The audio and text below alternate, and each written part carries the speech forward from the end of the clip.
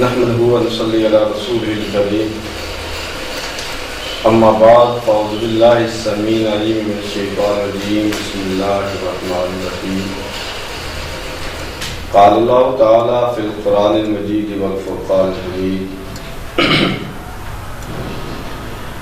ما كان محمد أبا أحد من رجالكم ولكن رسول الله وخاتم النبيين صدق الله مولانا العظيم.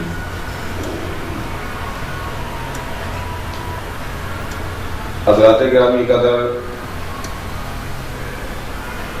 کل کچھ بحث ہوئی تھی سیدنا عیسیٰ علیہ السلام کے متعلق، جو کہ حضور سرور کائنات جناب محمد مصطفیٰ صلی اللہ علیہ وآلہ وسلم کی بعثت کے وقت سرزمین عرب میں 3 طبقے خصوصیت سے موجود تھے۔ نمبر 1 مشرکین مکہ، نمبر 2 نصارہ نجران، نمبر 3 یہود۔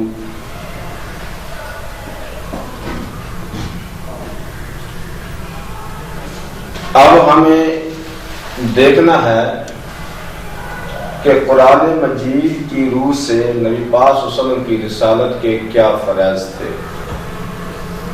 نمبر 1 نبی پاک صلی اللہ علیہ وآلہ وسلم کی بعثت سے قبل کے جو طریق منہاج ابراہیمی کے موافق تھے، ان میں تغیر و تبدیل نہ ہوا تھا، ان کو نبی پاک صلی اللہ علیہ وآلہ وسلم نے اور زیادہ استحکام کے ساتھ قائم فرمایا،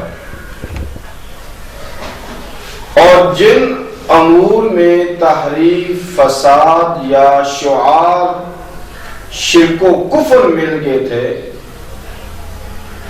ان کا نبی پاک صلی اللہ علیہ وسلم نے بہت ہی بڑی شدت سے علل اعلان رد فرمایا۔ جن امور کا تعلق عبادات و اعمال سے تھا، ان کے آداب و رسومات اور مکروہات کو واضح کیا۔ رسومات فاصلہ کی بیش کئی طلب ان کے طریقے صالح کا عمل فرمایا، اور جس مسئلہ شریعت کو پہلی امتوں نے چھوڑ رکھا تھا یا انبیاء سابقہ نے اسے مکمل نہ کیا تھا، ان کو نبی پاک صلی اللہ علیہ وآلہ وسلم نے تر و تازگی دے کر راجع فرمایا اور کامل و مکمل کر دیا۔ نمبر 2 نبی پاک صلی اللہ علیہ وآلہ وسلم سے قبل مختلف مذہب کے پیروکاروں میں جن امور پر اختلاف تھا، آپ علیہ السلام ان کے لیے فیصلہ کرنے والے اور حکم بن کر تشریف لائے۔ آپ علیہ السلام پر نازل ہوئی کتاب قرآن مجید اور اس کی تفسیر حدیث کے ذریعے مختلف فی امور میں جو فیصلہ صادر ہو جائے وہ حتمی اور اٹل ہے۔ اس سے روگردانی و انحراف موجب ہلاکت و خسران اور اسے دل سے تسلیم کرنا سعادت مندی اور اقبال بختی کی دلیل ہے۔ قرآن مجید میں سورۃ النحل آیت نمبر 64 اللہ پاک نے قرآن میں فرمایا وَمَا أَنزَلْنَا عَلَيْكَ الْكِتَابَ إِلَّا لِتُبَيِّنَ لَهُمُ الَّذِي،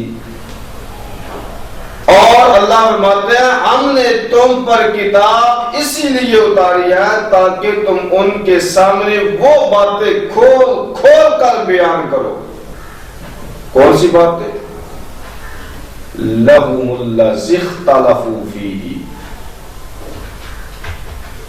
جن میں انہوں نے مختلف راستے اپنائے ہوئے ہیں.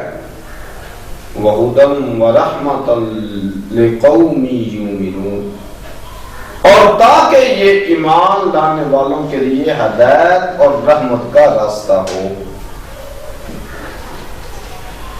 اب ہم دیکھتے ہیں کہ تینوں طبقات کے کون کون سے عقائد و اعمال صحیح یا غلط تھے اور ان کا نبی پاک صلی اللہ علیہ وآلہ وسلم نے کیا فیصلہ فرمایا.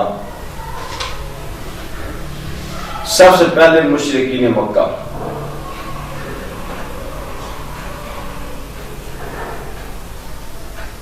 نمبر 1، مشرکین مکہ شرک میں مبتلا تھے.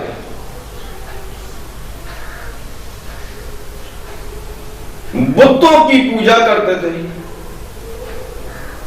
چنانچہ قرآن مجید نے تردید شرک اور اسبات توحید باری تعالیٰ پہ جتنا زور دیا اور جس طرح شرک کو انہوں نے اکھاڑا ہے، بتوں کی عبادت کی تردید اور ابطال کا قرآن مجید نے جو اندازہ اختیار کیا، کیا کسی آسمانی مذہب یا پھر آسمانی کتاب میں اس کی نظیر پیش کی جا سکتی ہے؟ نہیں، اور ہرگز نہیں. نبی پاک صلی اللہ علیہ وسلم نے جس طرح معبود باطلہ کو للکار اور صرف نبی پاک صلی اللہ علیہ وسلم ہی کا حصہ تھا، مشرکین مکہ بیت اللہ کا طواف کرتے تھے. یہ عمل ان کا صحیح تھا.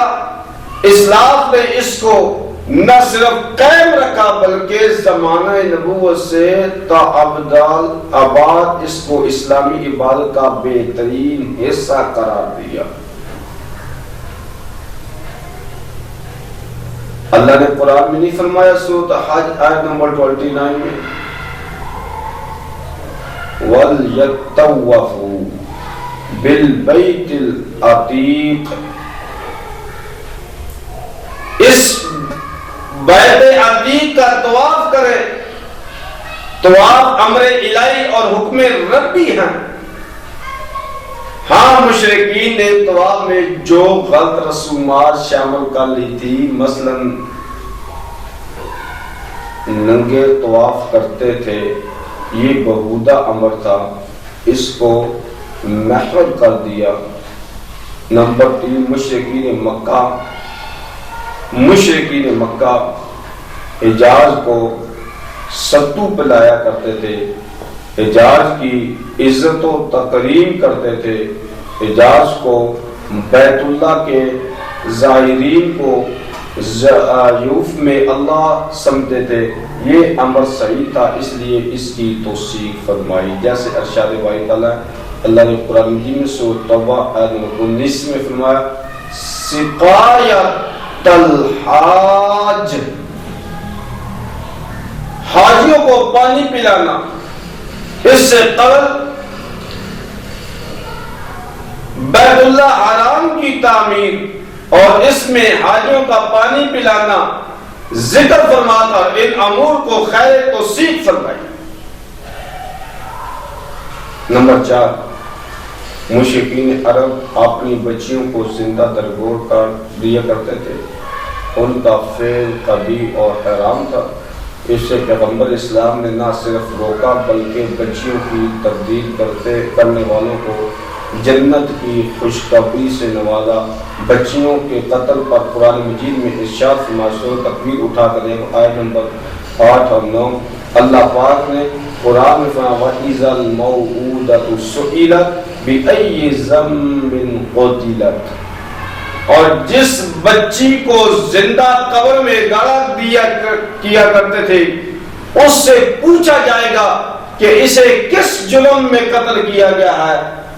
غرض قرآن مجید نے مشرکین کے غلط عقائد و رسومات کو مٹایا، صحیح کاموں کی توثیق کی اور ان کو اور زیادہ مستحکم کیا۔ اور اب آپ کو یہود کے عقائد بتائیں۔ یہود بے بہود حضرت عزیر علیہ السلام کو ابن اللہ قرار دیتے تھے۔ سورۃ توبہ آیت نمبر 39 اللہ پاک نے فرمایا وقالت اليہود عزیر ابن اللہ۔ یہودیوں نے کہا کہ عزیر علیہ السلام اللہ کا بیٹا ہے، نعوذ باللہ۔ قرآن مجید نے اس کی تردید کی، کیا فرمایا؟ تکاد السماوات یتفطرن منہ وینشق الارض وتخر الجبال حتی ان دعوا للرحمن ولدا وما ينبغي للرحمن ان يتخذ ولدا۔ کچھ بعید نہیں کہ اس کی وجہ سے آسمان پھٹ پڑے، زمین شق ہو جائے، پہاڑ ٹوٹ کر گر پڑے، کہ ان لوگوں نے خدائے رحمان کے لیے اولاد ہونے کا دعویٰ کیا ہے، حالانکہ خدائے رحمان کی یہ شان ہی نہیں ہے کہ اس کی کوئی اولاد ہو۔ سورۃ مریم اٹھا کے دے لو، آیت نمبر 90، 91، 92۔ یہود حضرت عیسیٰ بن مریم علیہ السلام کے قتل کا اعتقاد رکھتے تھے۔ سورۃ النساء آیت نمبر 157۔ اِنَّا قَتَلْنَا الْمَسِيحَ عِيسَى ابْنَ مَرْيَمَ رَسُولَ اللَّهِ، کہ ہم نے اللہ کے رسول مسیح ابن مریم کو قتل کر دیا۔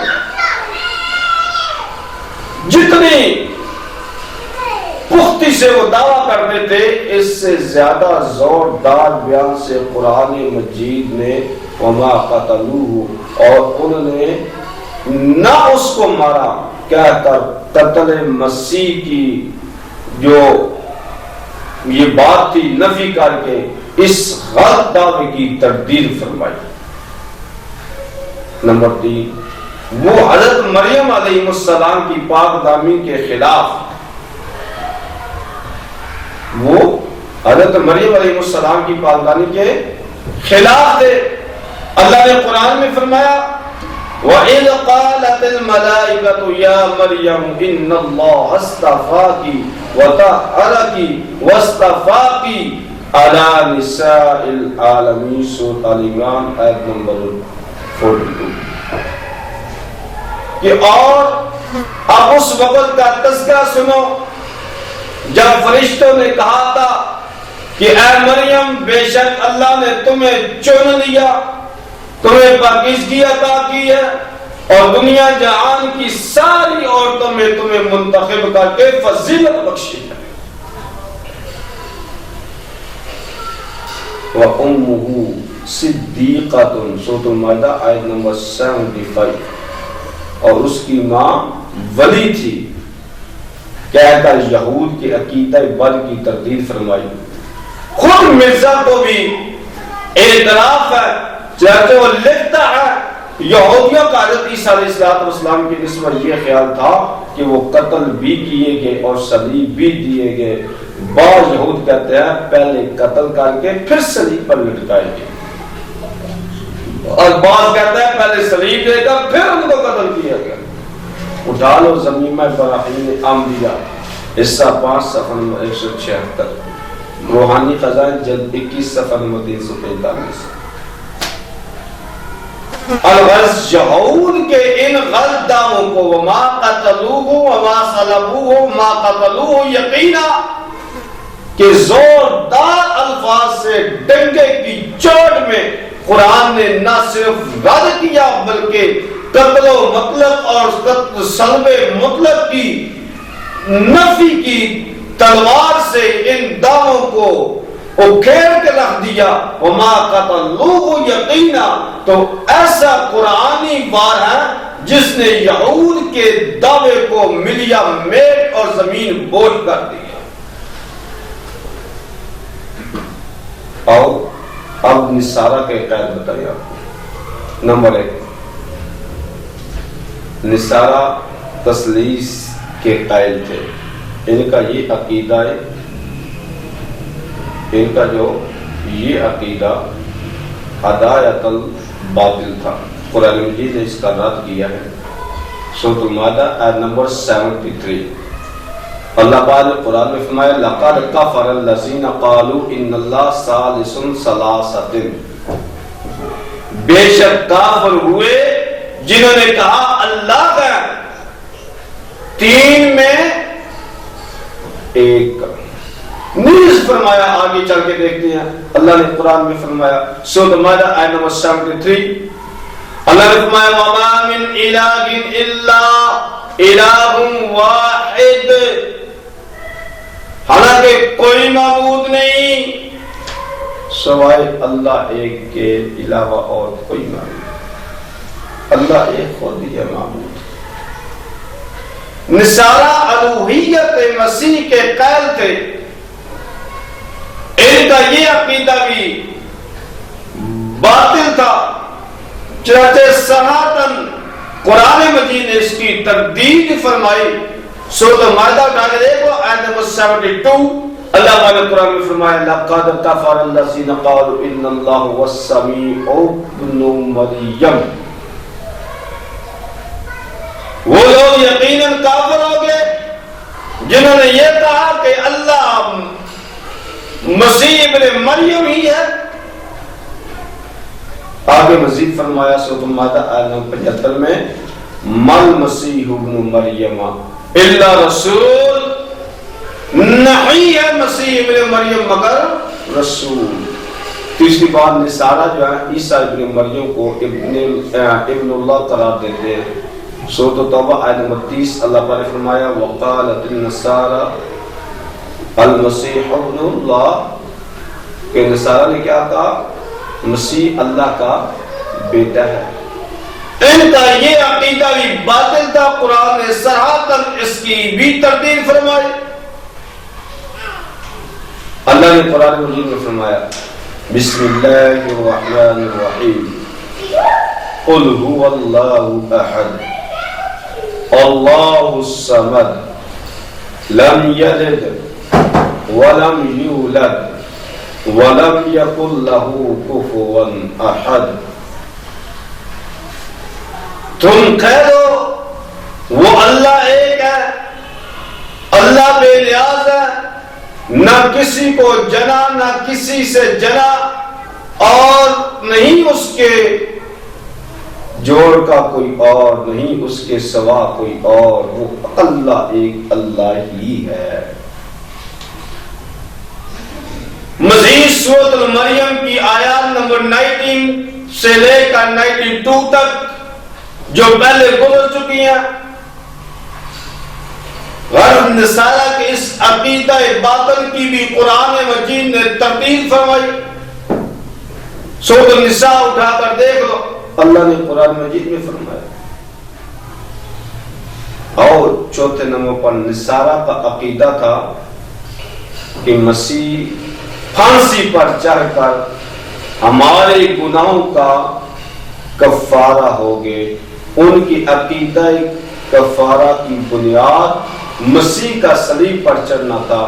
قرآن مجید نے اس کی تردید کی وما صلبوہ، سورۃ النساء آیت نمبر 157، کہ وہ قطعاً پھانسی پر نہیں چڑھائے گئے۔ تو عقیدہ کفار کی بنیاد، کفارہ کی بنیاد ہی قرآن مجید نے گرا دی کہ جب وہ سرے سے ہی صلیب پر چڑھے ہی نہیں گئے تو تمہارے گناہ کا کفارے کا عقیدہ ہی سرے سے بے نیاز ہوا۔ چنانچہ جو عقیدہ اصولاً غلط تھا، قرآن مجید نے صرف نفی صلیب پر اکتفا نہیں کیا بلکہ واقعاتی اس مکمل واقعے کی تردید کے ساتھ ساتھ اصولی اور معقولی تردید بھی کی۔ سورۃ فاتر اٹھا کر دیکھو آیت نمبر 18، اللہ نے قرآن میں فرمایا وَلَا تَزِرُ وَازِرَةٌ وِزْرَ أُخْرَى، اور کوئی بوجھ اٹھانے والا کسی دوسرے کا بوجھ نہیں اٹھائے گا۔ مزید آگے اللہ نے قرآن مجید میں فرمایا سورۃ الزلزال آیت نمبر 7 اور 8، اللہ نے قرآن میں فرمایا فَمَن يَعْمَلْ مِثْقَالَ ذَرَّةٍ خَيْرًا يَرَهُ وَمَن يَعْمَلْ مِثْقَالَ ذَرَّةٍ شَرًّا يَرَهُ۔ چنانچہ جس نے ذرا برابر کوئی اچائی کی وہ ہو گئی، اور جس نے ذرا برابر کوئی برائی کی وہ اسے دیکھے گا۔ یہ مرزا غلام احمد قادیانی کو بھی تسلیم ہے کہ نصارہ کا عقیدہ تھا کہ مسیح عیسائیوں کے گناہ کے لیے کفارہ ہے۔ اٹھا لو ازالہ اوہام عیسائی اول صفحہ نمبر 374، روحانی خزائن جلد 3 صفحہ نمبر 292۔ عیسائیوں کے کفارے کا عقیدہ غلط تھا تو قرآن نے اس کا رد کیا۔ عیسائیوں کا ایک عقیدہ یہ بھی تھا کہ سیدنا عیسیٰ علیہ السلام کو اللہ پاک نے آسمان پر اٹھا لیا ہے اور اب وہ دوبارہ واپس زمین پر تشریف نہیں لائیں گے۔ خود مرزا غلام احمد قادیانی نے لکھا ہے اس خیال پر تمام فرقے نصارہ کے متفق ہے کہ سیدنا عیسیٰ علیہ السلام آسمان پر اٹھائے گئے۔ اٹھا لو ازالہ اوہام صفحہ اول جلد اول صفحہ نمبر 248، روحانی خزائن جلد 3 صفحہ نمبر 225۔ لیکن قرآن پاک میں عیسائیوں کے اس عقیدے کا رد نہیں کیا بلکہ اس عقیدے کو بیان کیا تاکہ قیامت تک کے لوگوں کو پتہ چل سکے کہ سیدنا عیسیٰ علیہ السلام کو اللہ تبارک و تعالیٰ نے اپنی طرف اٹھا لیا تھا اور اب وہ قرب قیامت واپس تشریف زمین پر لائیں گے۔ جس طرح کہ یہ آیات قرآن مجید میں سیدنا عیسیٰ علیہ السلام کے آسمان پر اٹھائے جانے اور قرب قیامت واپس تشریف لانے کا ذکر موجود ہے، ان آیات کے بارے میں تفصیلی گفتگو آنے والے اسباق میں ہوگی انشاءاللہ، جب رفع و نزول اور سیدنا عیسیٰ علیہ السلام پر دلائل آئیں گے۔ فی الحال آیات ان پر غور کیجئے۔ اللہ نے قرآن مجید میں فرمایا وَقَوْلِهِمْ إِنَّا قَتَلْنَا الْمَسِيحَ عِيسَى ابْنَ مَرْيَمَ رَسُولَ اللَّهِ وَمَا قَتَلُوهُ وَمَا صَلَبُوهُ وَلَكِنْ شُبِّهَ لَهُمْ وَإِنَّ الَّذِينَ اخْتَلَفُوا فِيهِ لَفِي شَكٍّ مِّنْهُ مَا لَهُمْ بِهِ مِنْ عِلْمٍ إِلَّا اتِّبَاعَ الظَّنِّ وَمَا قَتَلُوهُ يَقِينًا بَلْ رَفَعَهُ اللَّهُ إِلَيْهِ۔ قرآن کہہ رہا ہے بل رفعہ اللہ الیہ وکان اللہ عزیزا حکیما۔ اٹھا لو سورۃ النساء آیت نمبر 157 اور 158۔ اللہ کیا فرما رہا ہے؟ بلکہ اللہ نے انہیں اپنے پاس اٹھا لیا ہے، اپنے پاس اٹھا لیا ہے۔ اور سیدنا عیسیٰ علیہ السلام قرب قیامت کی نشانیوں میں سے ہے، یعنی ان کا دوبارہ زمین پر تشریف لانا اس بات کی نشانی ہے کہ قیامت قریب آئے گی۔ اس کا ذکر اس قرآن کی آیت سورۃ الزخرف آیت نمبر 61، اللہ نے قرآن میں فرمایا وَإِنَّهُ لَعِلْمُ لِلسَّاعَةِ فَلَا تَمْتَرُنَّ بِهَا وَاتَّبِعُونَ هَذَا صِرَاطٌ مُسْتَقِيمٌ۔ اور یقین رکھو کہ وہ یعنی عیسیٰ قیامت کی ایک نشانی ہے، اس لیے تم اس میں شک نہ کرو اور میری بات مانو، یہی سیدھا راستہ ہے۔ اب آتے ہیں اصل سوال کی طرف، جس کے لیے اتنی میں نے بہت لمبی سی تمہید بانی، یہ ابھی تمہیدی کلمات تھے۔ قادیانی کہتے ہیں کہ سیدنا عیسیٰ علیہ السلام کے رفع و نزول کا عقیدہ عیسائیوں کا تھا اور مسلمانوں نے اسے قبول کیا، مرزا غلام احمد